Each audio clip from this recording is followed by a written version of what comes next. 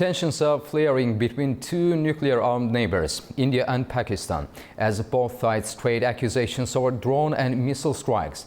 Islamabad claims to have downed 25 Indian drones in recent days, while New Delhi says it repelled a Pakistani aerial assault targeting its military installations.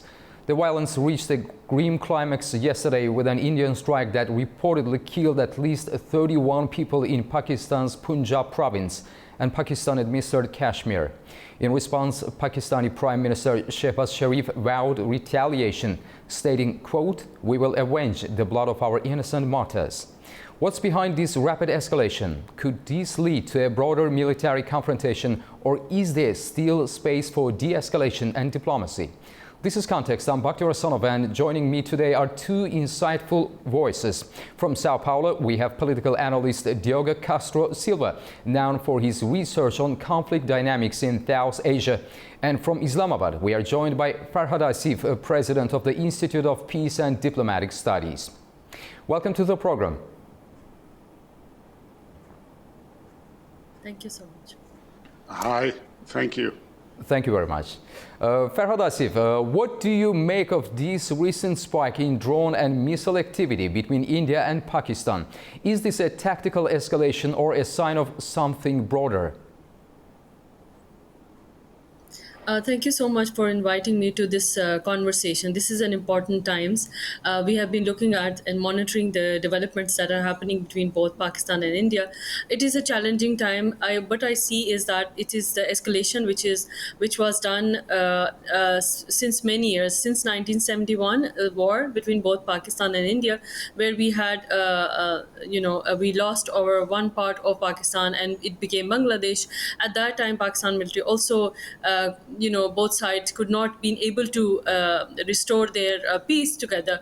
But this time around, it has a huge potential for becoming an escalation and rising to and spiraling into something broader, because what I see is that the drone attacks and of course the attacks that had done from both sides, from Pakistan and India, it has gone deeper into the countries, and also the sophistication and use of the weapons that this time around has been used, and also the tit for tat kind of escalation is becoming increasing. For example, last night Pakistan attacked on India, and then this morning witnessed a range of attacks on different cities of Pakistan, killing and of course injuring various citizens in different parts of Pakistan as well. So I am witnessing an escalation, and before you and coming to this program, I've also heard that Mr. Sarkar has also confirmed that the National Security Advisor from both sides had made the connections with each other. An important development, but at the same time there's also of the escalation are still brewing, because of course it is important that both sides had made the contact, but at the same time the escalation is still brewing, and it is not, the clouds are not clear yet. Diogo, in your opinion, how significant is the use of drone warfare in the evolving India-Pakistan military dynamics? Well, I think it's a sign of the times where drones play an active role. But if you allow me, I would like to make 2 points here that I think are important regarding this conflict, this brewing of this conflict. The first is that, speaking exclusively on the India-Pakistan affair, the question is about restoring deterrence. And restoring deterrence is a very perception-based action and can very easily lead to escalation and to unmanageable escalation. So that's the point. Both parties seem to want to do so, and they are striking deeper than before. So restoring deterrence and then falling into the trap of mutual escalation is a very easy one. But the second point is a wider point I would like to make, is that if you look at the globe, and if you look at the globe as with geopolitical faults, meaning we have an Eastern Europe fault, we have a South China Sea fracture, we have a South Asia fracture. So we have several, we have a Middle Eastern fracture, we have a Caucasus fracture, we have a Central Asia fracture. All these fractures in the globe are more or less simmering and boiling, some of them in active conflict at the same time. And this is particularly concerning because we have at the same time a kind of a void in the international system. So this makes this kind of conflicts and escalations even more dangerous. Ms. Asif, from your perspective in Islamabad, what prompted India's attack on Pakistani territory and how is it being interpreted politically and militarily within Pakistan? Thank you. One of the important significant factor that we need to understand is that on 22nd of April, Pahalgam incident happened there in Indian side of the Kashmir, where tourists were killed. 22 tourists were being killed by the terrorists there. India claimed that this incident, this killing was done by the Pakistani-backed military groups. But Pakistan, for the past 2 weeks, Pakistani military and Pakistani civilian government, they all are asking India to provide the proofs of those involvements and supporting the argument of calling those terrorists as terrorists. And of course, that group which has risen was also not visible in any radar of the trajectory understanding of the terrorist groups, and it has risen and just faded away. And then, of course, it took us 2 weeks between both sides. The tension grew because as a result of the huge backlash coming from India and asking for the retaliation, asking for attack and revenge and everything. And there was a growing media war kind of rhetoric was building up from Indian side. And they were asking, everybody was asking about the revenge and all those kind of. And then what has led, and this happened at the very moment when the Vice President of the United States was there in India, J.D. Vance was there. And this is a similar kind of scenario when it happens there in when Bill Clinton, the president of the United States, was there in India, and then at that time, Chhattisgarh, another incident, similar incident where the 6 were killed. There in his, at the same time, the similar scenario, the same circumstances were made to look Pakistan as an evil, entirely blaming Pakistan on that, which was not true. And it was even based on his the books written by the Madeleine Albright. She has also mentioned about the false flag operation that India did, so that there's a kind of embarrassing situation for Pakistan, and so that Bill Clinton could not travel to Pakistan. It was a factual statement, and it is there in history, in the books it is written. And now similarly, when J.D. Vance was there, similar false flag operation was done, and there is no proof. To be honest, I was looking for, as an international political analyst, and looking at the, looking very closely about these events happening, and I was asking that why there was no proof. And of course, Pakistan has also asked for the neutral observers to go and investigate, but this was not even accepted. And then on the night of the 5th and 6th and 7th, these attacks happened from Indian side, and Pakistan neutralized it, and then Pakistan attacked again, and then similarly the Indian side again attacked. These are kind of, as I agree with my fellow panelists about the escalations, and the words of prestige on both sides is at stake right now. So when you are looking at this very closely, in a sense of prestige from both sides, which has a very deeply rooted historical and political, embedded in this region, and this might cause a lot of tensions for the region as well. So these are my takes. So Diego, what about you? Do you see political motivations behind the timing of India's response? Well, it's clear it's being driven by political dynamics in both sides. I don't know if it is the timing itself, but clearly there is political dynamics. You also have a much more firebrand chief of the armed forces of Pakistan with inflammatory language. So this is about political posturing, and like I said, the parties are trying to restore what they feel is deterrence. But the path to restore deterrence, like I said, is a very hard one because it's all about perceptions. And perceptions are all about prestige and all about a certain kind of image that the country wants to portray itself. So it's very easy to go then to escalation without control, especially when you have two countries with a long history of conflict that go then deep into the political tissue of both countries, and you have very little communication at a very high level that can help to diffuse tensions. On top of that, the capacity of the international community to really engage in conversations, in mediation, is also limited. So we are in a kind of a perilous situation, in my view. So, Ms. Asif, Prime Minister Shehbaz Sharif has vowed revenge. Do you expect a military response, or could this be managed diplomatically? There are two scenarios here. One is that the scenario of the diplomacy, as I'm just hearing that the both sides of the National Defense Security Advisor had made the contact, means that there is a back channel diplomacy is primarily working.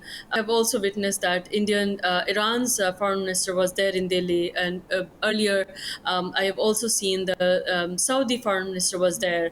There were also regular phone calls made from entire globe to both countries asking for the de-escalation.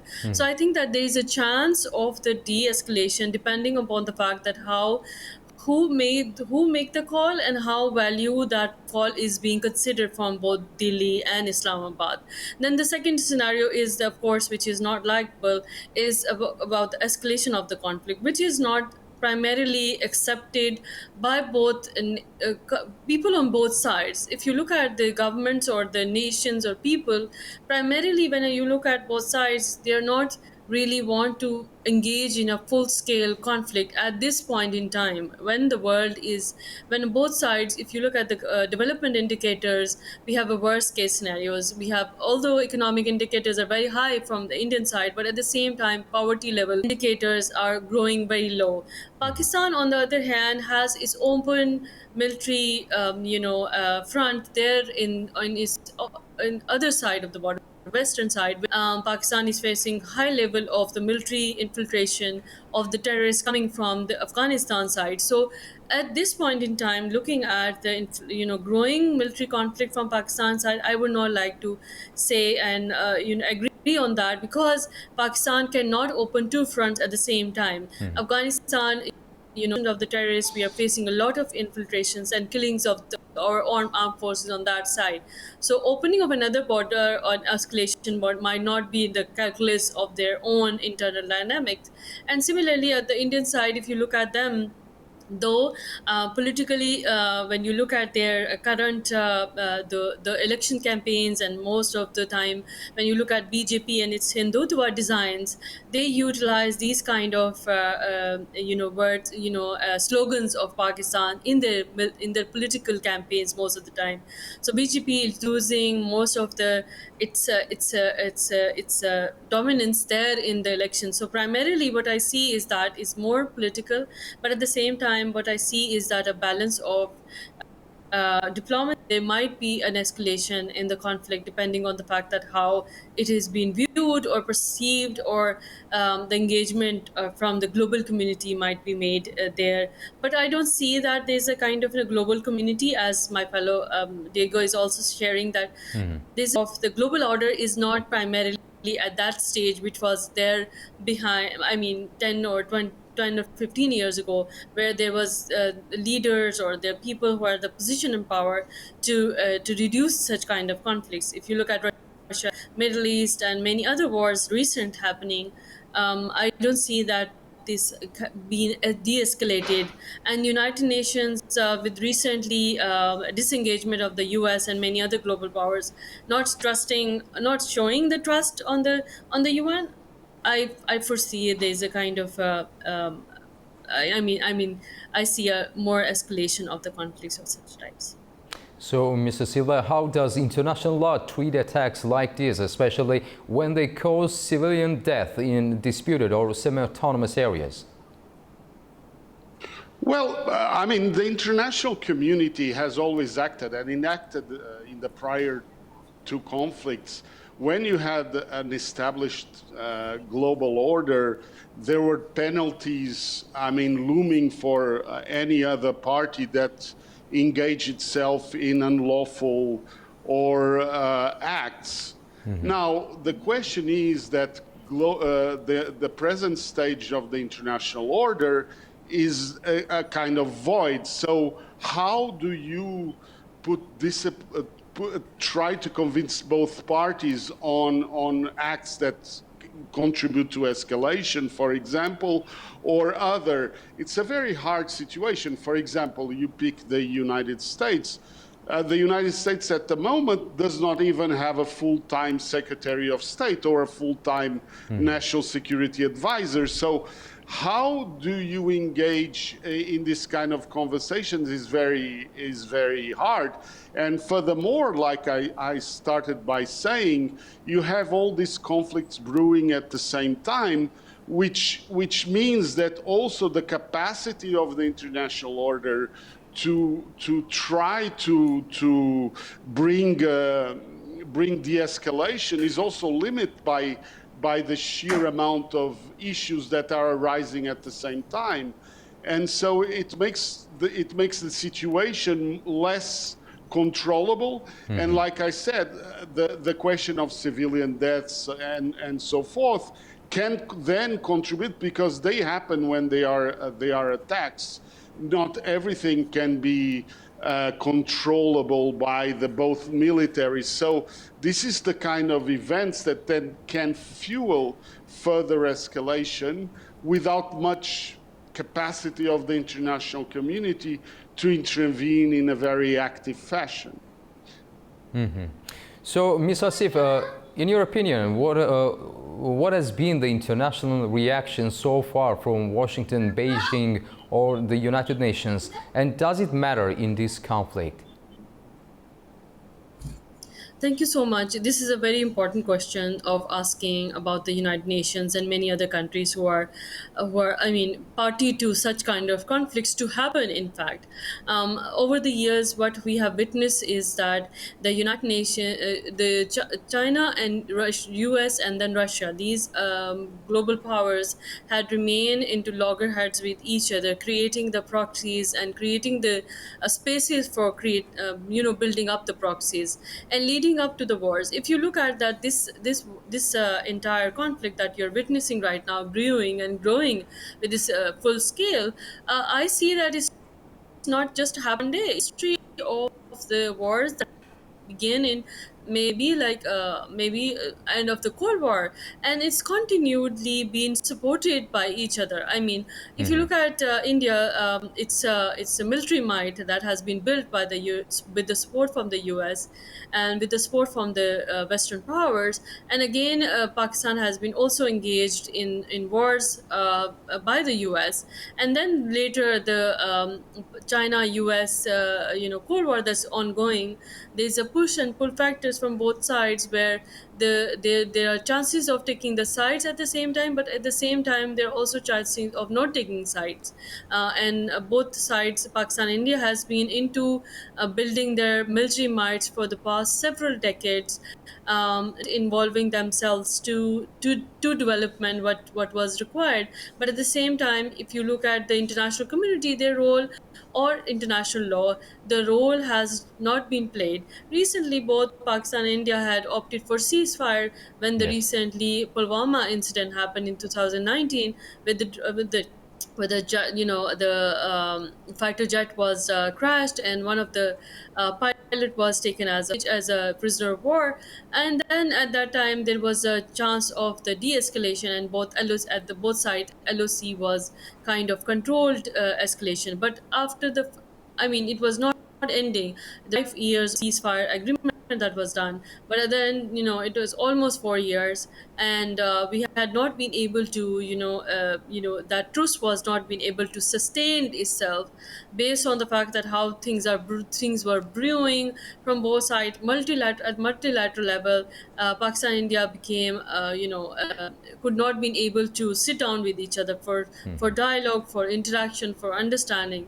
But it is very important for the international community and for the region, especially China, Russia, and then the regional is to ask for the de-escalation and engage in a meaningful manner, the good offices or dialogue. I think that there might be chances that this time around, when we are speaking, there might be calls or back channel diplomacy is at full swing. But at the same time, how far are we respecting the international law depends on the fact that how both sides will de-escalate, and this conflict can reduce to a much lower level.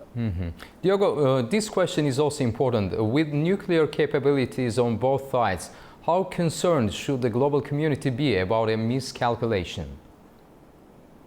Well, it gives an extra layer of complexity.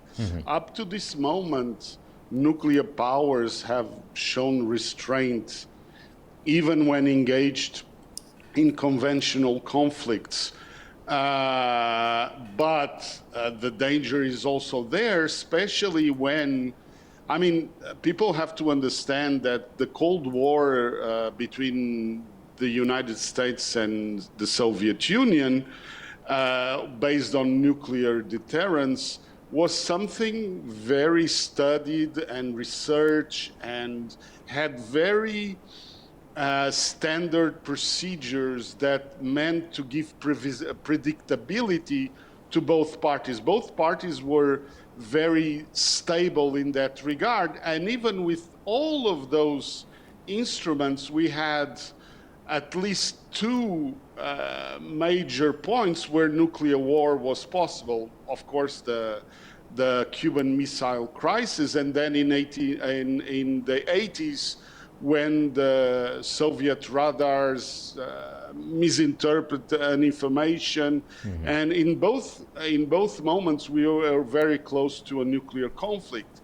In the case of India and Pakistan, we don't have the same stable procedures. The communication is lower than in the case of the Cold War, and even more, it's more like more emotional, because there are matters of history involved and in the political arena that make reckless acts more probable. Do I think it's probable a nuclear escalation? No.